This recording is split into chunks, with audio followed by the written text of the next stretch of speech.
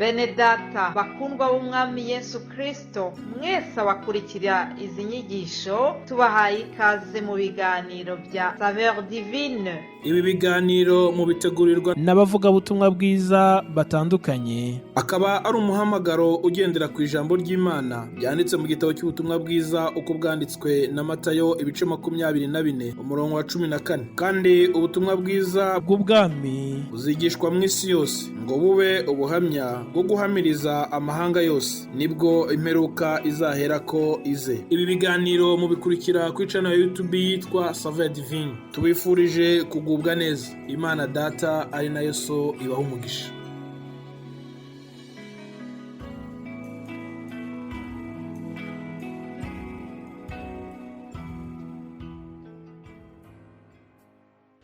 Yesu ashimwe bene data. Amazina yanjye nk'uko mubizi ni Florien Musabyimana kuri Saveur Divine.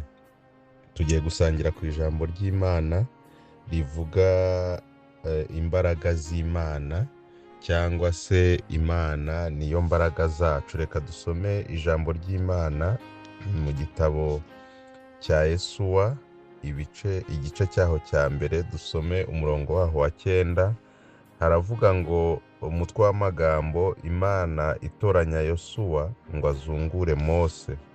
Umurongo wa 9, mbese sinjye ubigutegetse, nuko komera ushikame ntutinye kandi ntukuke umutima, kuko Uwiteka Imana yawe iri kumwe nawe aho uzajya hose. Imana ishimwe cyane.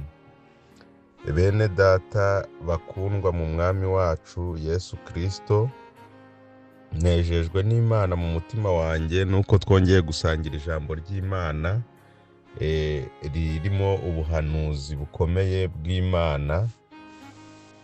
Tugiye kubona uburyo Imana yivuze isohoza. Tugiye kureba twifashishije uyu mugabo Yosuwa. Uyu Yosuwa arahamagawe kandi ahamagawe n'Imana. Iyo usomye neza muri Bibiliya ikwereka igisekuru cya Yosuwa, ikwereka uburyo Yosuwa yaje. Ntabwo mu by'ukuri yari umuntu wari waratoranirijwe umurimo, nta nubwo ari umuntu wari warabimenyerejwe nk'uzasimburwa, ahubwo ni umuntu Imana yahisemo nk'uko yabigambiriye. Reka mbabwire ko gutoranywa kw'Imana ari kurekure kurusha uko abantu babitekereza. Ijambo ry'Imana ryo riravuga ngo nakumenye ntarakurema, ngushyiriraho kuba umuhanuzi uhanurira amahanga. Imana imenya umuntu mbere y'uko aba urusoro,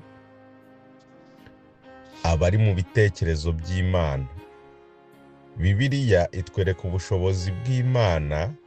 Imana abemera Bibiliya, Imana ireba mu itangiriro ikareba no mu iherezo. Imana ireba mbere y'iremwa ry'ikintu na nyuma y'iremwa ryacyo. Imana rero yagutoranije kera abantu batarakubona, utarisobanukirwa, ukiri mu musozi wari urimo, ukiri aho wari uherereye, nawe ubwawe utazi izina ryawe, utazi uko uzamera, utazi isura uzagira, utazi imibereho uzabamo, ariko ibyo byose Imana yari ibizi. Iyo dusomye muri Bibiliya kandi tuhasanga abantu benshi batoranijwe n'Imana, ariko bo ugasanga batabizi, ugasanga batabyemera, ugasanga batanabitekerezaga. Yewe duhereye no ku ntumwa, ariko na mbere y'intumwa ho gatoya, niyo twajya mu bitabo by'abahanuzi tubona mu ntambara zagiye ziba z'abami. Usomye mu bitabo bibanza bya Bibiliya, mu itangiriro, mu kuva, kubara, Abalewi, ugakomeza no mu bami, gutegekwa kwa kabiri, ugenda ubona intambara zitandukanye zagiye ziba zikoreshejwe n'abo Imana yatoranije, yaba ari umuhanuzi cyangwa yaba ari umwami, kandi muri izo ntambara zose zagiye ziba umuntu uri mu ruhande rw'Imana, uri mu mugambi w'Imana akanesha. Ariko tubona ko ab'Imana yagiye ihamagara nk'uko ijambo ryayo ritubwira, yahamagaye akenshi abanyantege nke kugira ngo ikoze isoni abanyembaraga, kandi irongera igahamagara abasuzugurwa kugira ngo abirata ubwenge bamware.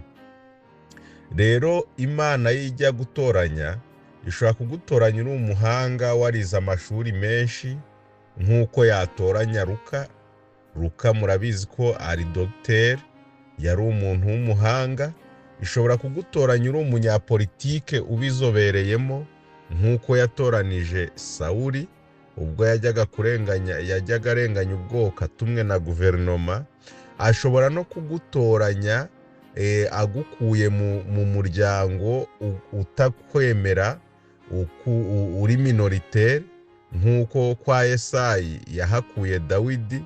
Ishobora no kugutoranya mu muryango uciriritse w'abakene, uri n'umwana mutoya nk'uko yatoranije Gidiyoni. Ariko ishobora no kugutoranya nanone uri umukire nk'uko yatoranije Aburahamu sogokuruza wacu, ubwo yabaga mu iduka acururiza ise yari umuntu w'umunyabukorikori utunze cyane, ucuruza ibintu bikomeye, imana z'iwabo, ibintu bikomeye cyane, ariko Imana ikamutoranya.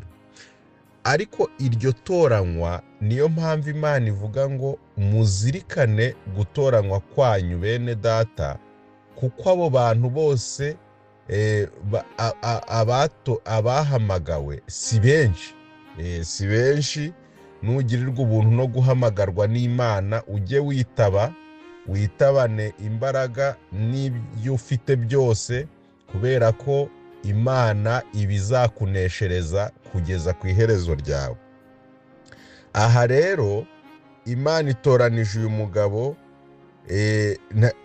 nta atarabiteguye, ariko mu kumutoranya ni nacyo nashatse ko tuganiraho muri ubu butumwa. Imana imuhaye isezerano.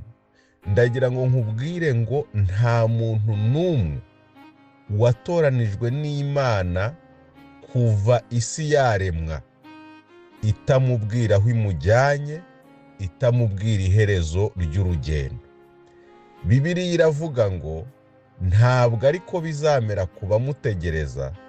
Nta muntu n'umwe wategereje Imana uzakorwa n'isoni, kiretse abantu bava mu masezerano ari nta mpamvu. Abo ngabo bonyine nibo bazakorwa n'isoni. Dawidi abivuga yaravuze ngo yarinze asaza atarabona umwana w'umukiranutsi akena n'urubyaro rwe atararubona rusabiriza. Icyo yari ashatse kuvuga ni iki? Ni uko gukorera Imana nta gihombo kirimo. Umva rero isezerano isezeranije Yosuwa, iramubwiye uti ibintu ngutegetse byo kujyana ubwoko bw'Abisirayeli ukabugeza i Kanani ni ukubera Mose ankoshereje, ariko nzaguha imbaraga. Abisirayeli ndabizi baragoye, ndabizi ntibashobotse, ndabizi bararuhanyije, ariko ninjye ugutumye. Ntutinye kandi ntukuke umutima. Abantu benshi bakuka umutima iyo bari kubona ukuntu ibizira bigenda bikorwa byiyongera, bakagira ngo ahari gukiranuka kw'Imana kwarabuze mu isi. Ariko ndagira mbabwire ngo Imana ntigitsindwa, ububasha bwayo nibwo yahoranye, n'ubu ifite umugambi wo kuneshereza abera. Niyo mpamvu ikubwira ngo komera ushikame, ambara imbaraga, ukomeze urugendo, ntutinye, ntusubire inyuma, ntucike intege, ntujye hirya no hino, ahubwo wambarire urugamba, kuko Imana niyo ivugana nawe, niyo yaguhamagaye, niyo igukomeje, niyo izakomezanya nawe, kuko nizo mbaraga zacu. Imana Data ubwayo nizo mbaraga z'abizera, nizo mbaraga z'abakora umurimo wayo, nizo mbaraga z'abayikiranukira, nizo mbaraga z'abayivugira ku manywa na nijoro. Icyo usabwa gusa ni ukudacika intege, ni ukudasubira inyuma, ni ukutayigandira ngo uyicumureho, ngo uyive inyuma ujye ku bindi bintu. Yizere, uyitumbire, niyo iguhamagaye. Niko yabwiye Yosuwa, kuko yari imaze kumutegeka, imubwira ibyo azubahiriza, imubwira ibyo azitondera, imubwira uko azagendana n'Abisirayeli, uko azubahiriza amategeko yayo. Ibiri mu gitabo, imuha igitabo, iramubwira ati ibi byose uzabyitondere, uzajyane nanjye, njye ndabikubwiye, ndi Imana, nzabana nawe. Imana ivuganye nawe muri aya manywa, muri iki gitondo, wowe unyumva, ngo izabana nawe.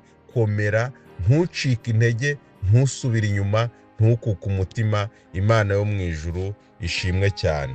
Mana, turagushimye kubw'ijambo ryawe, tugushimiye ko Mwami wariteguye kugira ngo ridukomeze muri iyi minsi.